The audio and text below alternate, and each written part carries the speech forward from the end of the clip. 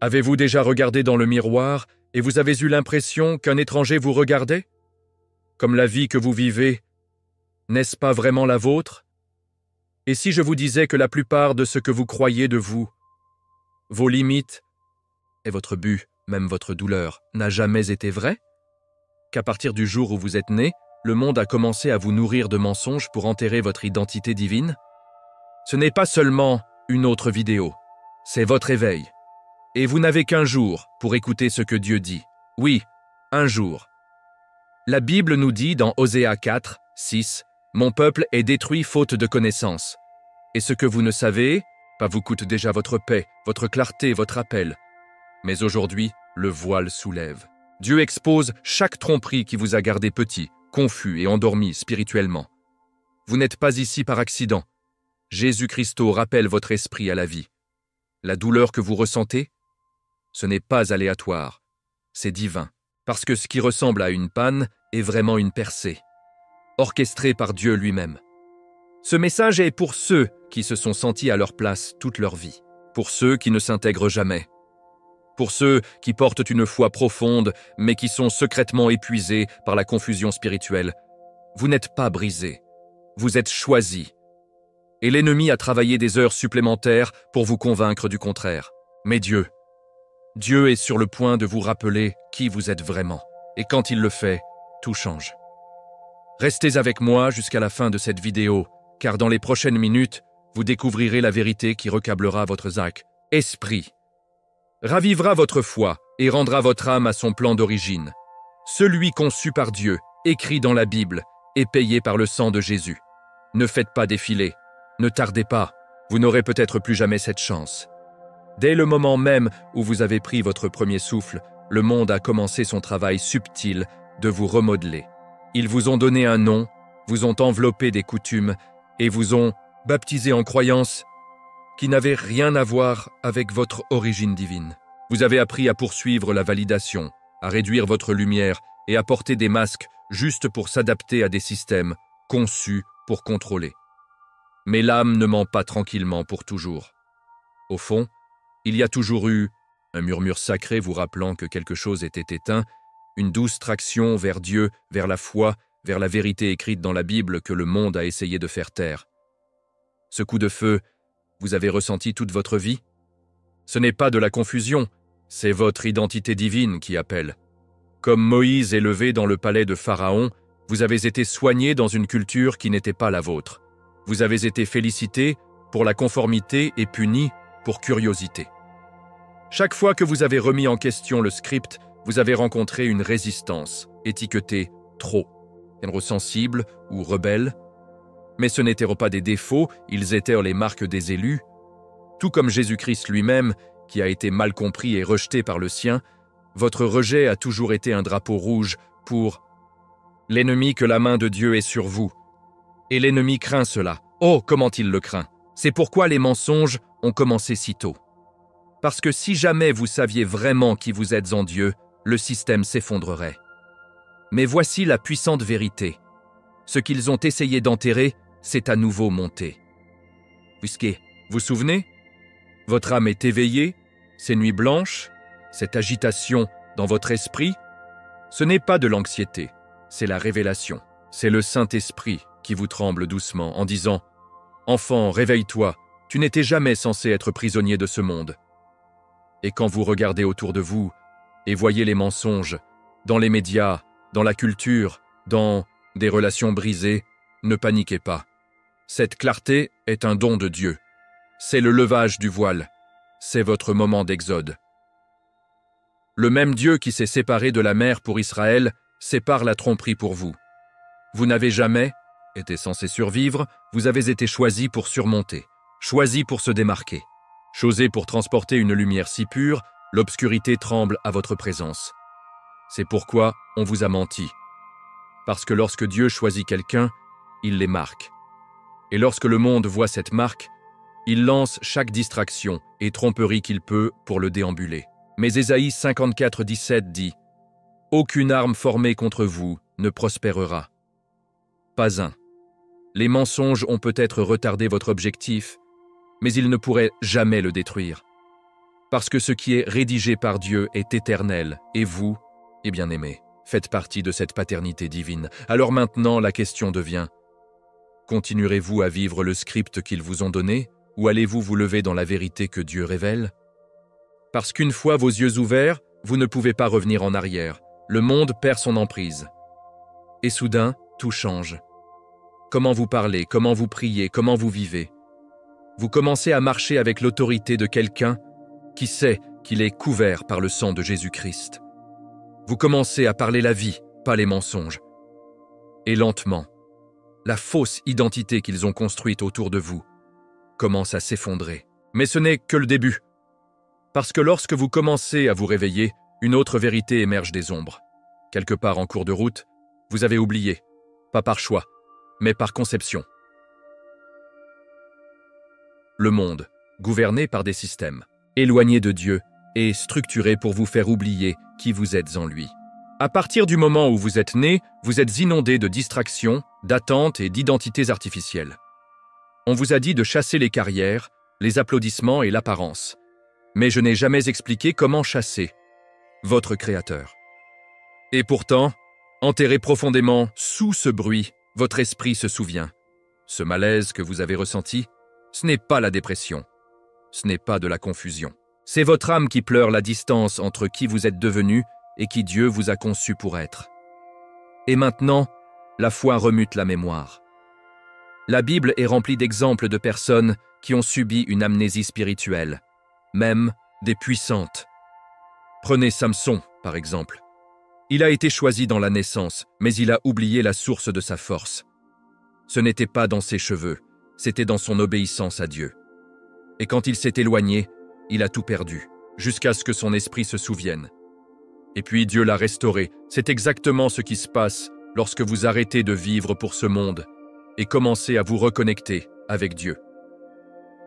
L'amnésie spirituelle s'estompe lorsque vous revenez à la parole, à la prière, à l'adoration, lorsque vous laissez Jésus-Christ réaligner votre mémoire avec la vérité de qui vous êtes. Ce moment où vous ouvrez la Bible et que quelque chose saute de la page, ce n'est pas une coïncidence. C'est la mémoire spirituelle qui prend vie. La voix de Dieu ne vous est pas étrangère, c'est familier.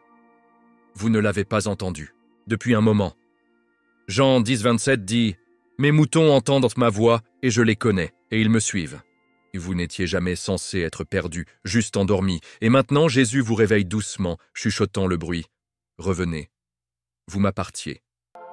Ce réveil n'est pas seulement une question de clarté, il s'agit de reconnecter. Vous n'apprenez pas quelque chose de nouveau, vous vous souvenez de quelque chose d'éternel, et voici où cela devient réel. Lorsque vous commencez à vous réveiller, le monde l'appellera une crise. Ils diront que vous êtes instable, trop intense, peut-être même le perdre. Mais en vérité, vous reprenez ce qui compte. Ce vide que vous avez essayé de remplir d'approbation, de performance et de bien, il commence à rétrécir. Et à sa place, la paix commence à fleurir. Pas le genre que le monde donne, mais la paix de Dieu qui passe toute compréhension. Philippiens 4, 7. C'est ce qu'ils ne peuvent pas expliquer. Parce que lorsque vous commencez à vivre de la mémoire de votre vocation divine, vous commencez à marcher avec une confiance inébranlable. Vous n'êtes pas là pour répéter les mensonges. Vous êtes ici pour briser le cycle, pour éveiller les autres qui dormaient encore, et cela recommence à posséder votre identité, pas celle que la société vous a donnée, mais celle que Dieu a écrite dans les cieux avant votre naissance. C'est pourquoi votre esprit ne s'installe pas. C'est pourquoi vous pleurez pendant l'adoration, pourquoi certains versets vous frappent comme la foudre, pourquoi le silence ressemble maintenant à la classe de Dieu. Tu n'es pas fou. Tu te souviens. Vous vous reconnectez. Et comme cette mémoire divine revient, votre pouvoir aussi, et avec ce pouvoir vient un nouvel ensemble Dieu, prêt à voir la vérité qu'ils n'ont jamais voulu que vous trouviez. Ils vous ont dit que vous étiez trop émotif, trop brisé, trop sensible pour survivre à ce monde. Mais ils ne vous ont jamais dit la vérité. Cette sensibilité était le discernement. Que ce qu'ils appellent la faiblesse était en fait un radar spirituel doué par Dieu. Que chaque larme ait été vue par Jésus-Christ et chaque douleur dans votre poitrine a été ressentie dans le ciel. Vous étiez étiqueté, encadré et blâmé d'être différent, mais cette différence n'était pas un défaut. C'était le destin. Vous n'étiez pas fait pour vous tenir. Vous étiez mis à part. Vous avez été choisi. Et les mensonges qu'ils vous ont dits ont été conçus pour briser votre foi avant de savoir que vous en aviez. Ils ont utilisé la peur pour vous définir parce qu'ils craignaient ce que vous aviez. Et à juste titre, parce que lorsqu'un enfant de Dieu commence à marcher dans la vérité, les bastions commencent à tomber. Mais soyons honnêtes, lorsque vous avez entendu quelque chose assez longtemps, même les mensonges commencent à ressembler à la vérité. C'est pourquoi tant de promenades par Dieu ont été choisies avec la tête baissée, les cœurs fatigués et la confiance brisée. L'ennemi n'a pas besoin de vous détruire s'il peut vous tromper. C'est pourquoi la Bible met en garde, dans 2 Corinthiens 4, que le Dieu de ce monde a aveuglé l'esprit des incroyants. Mais devinez quoi? Vos yeux s'ouvrent. Le brouillard se soulève. Et vous êtes sur le point de voir ce qu'ils ont essayé si fort pour rester cachés. Vous n'étiez jamais censé faire honte. La honte était leur outil, pas celle de Dieu. Lorsque Jésus a regardé la femme prise à l'adultère, il ne l'a pas appelée impure. Il l'a appelée libre. Jean 8, 11. Cette même grâce s'applique à vous. Vous vous êtes promené en essayant de prouver votre valeur lorsque Dieu l'a déjà établie. Psaume 139, 14 dit que vous êtes effrayés et merveilleusement fabriqués. Pas à moitié fait, pas défectueux, pas trop. Vous êtes l'artisanat de Dieu, son navire choisi. Et chaque blessure, chaque cicatrice, chaque instant que vous pensiez être de la faiblesse n'était que de la préparation. Votre force ne vient pas d'être parfaite, elle vient d'être la sienne, et voici la torsion divine. Tous les mensonges qu'ils vous ont dit, toute la manipulation, tout le rejet, cela confirme en fait votre identité. Vous n'avez pas été attaqué parce que vous étiez faible. Vous avez été attaqué parce que vous êtes puissant. Vous avez été une cible parce que votre présence perturbe l'obscurité. Vos mots ont du poids. Vos prières portent du feu. C'est pourquoi l'ennemi a essayé de vous faire taire avant de trouver votre voix. Mais maintenant, il est trop tard. Parce que votre voix est revenue, trempée de foi, enracinée dans la parole et couverte par le sang de Jésus-Christ. Et l'ennemi n'a aucune défense pour un enfant de Dieu qui sait qui il est. Donc, la prochaine fois que quelqu'un dit que vous n'êtes pas suffisant, souriez. Souriez parce que vous connaissez la vérité. Vous n'êtes pas ce qu'ils ont dit que vous étiez. Vous êtes ce que Dieu dit que vous êtes. Et il dit que vous êtes aimé, choisi, distingué, responsabilisé, et surtout, le sien. Votre identité ne se trouve pas dans les titres, les comptes, bancaires ou l'approbation. Il se trouve dans la Bible, dans la prière, en marchant avec Jésus quotidiennement. Et comme cette vérité s'installe dans votre esprit, quelque chose commence à changer. Vous ne demandez plus la permission d'exister. Vous marchez dans l'autorité divine. Et cela, bien-aimé, n'est que le début de qui vous êtes vraiment. La douleur a une façon d'arriver sans invitation, n'est-ce pas? Il frappe à la porte de votre vie sans avertissement, sans pitié et sans explication. Et pourtant, cela ne vient jamais sans but. Pour les élus de Dieu, la douleur n'est pas une punition, c'est un portail. Une porte divine destinée à éliminer les illusions et à éveiller l'âme. Vous voyez, le monde nous apprend à courir de la douleur, à l'amuser, à l'éviter, à l'enterrer sous distraction. Mais la Bible nous montre quelque chose de radicalement différent. Dans Romains 5, 3, 4, Paul nous rappelle que la souffrance produit de la persévérance. Persévérance, caractère, et caractère, espoir. La douleur, lorsqu'elle est rendue à Dieu, devient un processus sacré de transformation. Regardez Joseph, vendu par ses frères, emprisonné pour quelque chose qu'il n'a pas fait, oublié par les hommes, mais jamais par Dieu. Et à quoi sa douleur le préparait-il? But, autorité, restauration. Il en va de même pour vous. Cette trahison que vous avez traversée, ce chagrin, cette perte, ce n'était pas pour vous détruire, c'était pour vous révéler, pour découvrir la foi qui a été enterrée sous le bruit. Parce que la douleur ne fait pas seulement de mal, ça se réveille. Cela vous oblige à poser des questions auxquelles seul Dieu peut répondre. Et dans ce lieu de rupture brute et non filtrée, Jésus-Christ entre et dit « Maintenant, je peux construire avec ça. » Lorsque vous souffrez, vous priez différemment. Vous lisez la Bible non seulement pour la connaissance, mais pour la survie. Vous ne chantez pas seulement des chansons d'adoration, vous les pleurez. La douleur a une façon de dépasser la fierté, l'ego et la paresse spirituelle. Il vous place face à face avec votre besoin de Dieu. Il décompose l'illusion du contrôle et vous apprend à vous pencher complètement sur sa force. Et c'est le début de la sagesse. Proverbe 3:5 nous dit de faire confiance au Seigneur de tout votre cœur et ne pas nous appuyer sur votre propre compréhension. C'est exactement ce que la douleur enseigne, comment lâcher prise et laisser Dieu. Maintenant, cela ne signifie pas que la douleur est facile, loin de là, mais c'est significatif. Et quand vous commencez à le voir de cette façon, quelque chose se déplace en vous. Vous arrêtez de demander « Pourquoi moi ?» et commencez à déclarer « Utilisez-moi ». Vous vous rendez compte que chaque cicatrice est un témoignage, chaque larme est une graine. Et ce qui s'en sort, c'est quelque chose que le monde ne peut pas emporter. Un lien plus profond avec votre foi, une vraie relation avec Jésus, une force enracinée dans le ciel. C'est pourquoi l'ennemi essaie de vous convaincre que votre nid. Douleur est la preuve de l'absence de Dieu, parce qu'il connaît la vérité. Votre douleur est la preuve de la préparation de Dieu. Donc, la prochaine fois que vous serez tenté de maudire la tempête, n'oubliez pas cela. Les tempêtes nettoient. Ils éliminent ce qui ne peut pas rester et révèlent ce qui doit grandir. Votre douleur n'est pas vaine. C'est un portail, un passage étroit qui mène à une large révélation. Et bien que ça fasse mal, il guérit également. Parce qu'à travers le feu, vous êtes raffiné. Grâce à l'écrasement, vous êtes transformé en huile. À travers la rupture, vous devenez du pain pour les autres. Et au milieu de tout cela, vous n'êtes jamais seul. Dieu est avec vous. Jésus intercède et le Saint-Esprit chuchote « Continuez à marcher, il y a de la gloire de l'autre côté ». Voici quelque chose qu'ils ne vous disent pas lorsque vous commencez à vous réveiller à la vérité. Ça devient seul. Vraiment, seul. Lorsque le voile est retiré et que les mensonges s'effondrent, vous commencez à tout voir et à tout le monde différemment. Vous commencez à vous demander ce que vous avez accepté. Et soudain, les gens avec qui vous riez avec un étranger, les conversations qui vous diveraient autrefois vous vident maintenant. Ce n'est pas une fierté, c'est de la clarté. Et la clarté est coûteuse.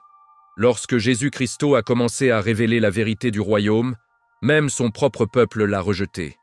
La vérité ne vous a pas seulement libéré, elle vous distingue. L'isolement n'est pas une punition. C'est la préparation. Pensez à Elijah qui a couru vers la grotte dans 1 Roi 19, se sentant abandonné et seul. Mais c'est dans cette solitude qu'il a entendu la petite voix immobile de Dieu. Pas dans le bruit, pas dans la foule, mais dans le calme. C'est là que l'instruction divine circule. La même chose vous arrive. Lorsque vous commencez à aligner votre vie avec la Bible, lorsque vous commencez à marcher dans la vraie foi, les gens commencent à tomber. Non pas parce que vous faites quelque chose de mal, mais parce que vous faites enfin quelque chose de bien. Votre esprit perd ce qui ne correspond plus. Et c'est inconfortable, mais c'est sain. Cet isolement vous apprend à entendre Dieu sans l'écho des opinions des autres. Cela révèle qui marchait vraiment avec vous et qui marchait près de chez vous. Et c'est douloureux, oui, mais c'est pur.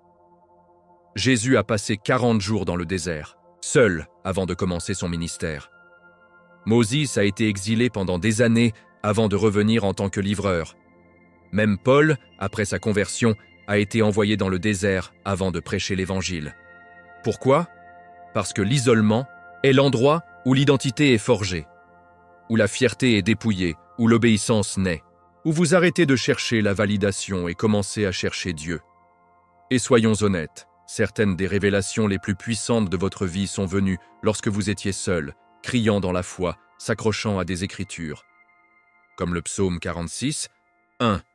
Dieu est notre refuge et notre force, une aide très présente en difficulté. Dans ces moments, vous n'étiez pas entouré d'une foule enthousiaste, vous étiez entouré de Dieu, et c'était suffisant. Vous voyez, l'isolement ne diminue pas votre onction, il le définit. Cela vous pousse plus profondément. Il vous sépare, afin que vous puissiez être sanctifiés. Parce que la vérité est que vous ne pouvez pas porter ce que Dieu a pour vous tout en s'accrochant à ce qui n'est plus aligné. Donc, si vous vous sentez seul ces derniers temps, permettez-moi de vous rappeler. La solitude n'est pas la preuve de l'abandon, c'est la preuve de la sélection. Dieu tire ses élus avant de les envoyer. Il élimine le bruit pour que vous puissiez entendre sa voix. Et bien que votre téléphone puisse arrêter de sonner et que votre calendrier peut être vide, votre esprit est rempli. Vous n'êtes pas abandonné, vous êtes enrichi, et quand le moment sera venu, Dieu vous renverra, pas comme qui vous étiez, mais comme qui vous étiez toujours censé être. Et ce moment est plus proche que vous ne le pensez. Maintenant que la vérité a été révélée, que en ferez-vous? Allez-vous continuer à vivre le mensonge? Ou allez-vous entrer hardiment dans l'identité que Dieu a créée pour vous? Dites-moi dans les commentaires, quelle partie de ce message a frappé votre esprit le plus dur? Je veux connaître votre histoire. Vous n'êtes pas seul dans ce réveil, il y a toute une armée d'élus qui monte, et cela commence avec vous partageant votre voix. Si ce message a suscité quelque chose en vous, assurez-vous de vous abonner et d'activer les notifications, car ce qui va ensuite portera votre foi à une toute nouvelle dimension. Nous ne faisons que commencer, et croyez-moi, vous ne voudrez pas manquer ce que Dieu est sur le point de révéler dans la prochaine vidéo. Appuyez sur l'écran maintenant et regardez le prochain message qui a été préparé pour votre esprit. Dieu parle, ne le manque pas. Rendez-vous là-bas. Que bon, comme Dieu vous bénisse toujours, José.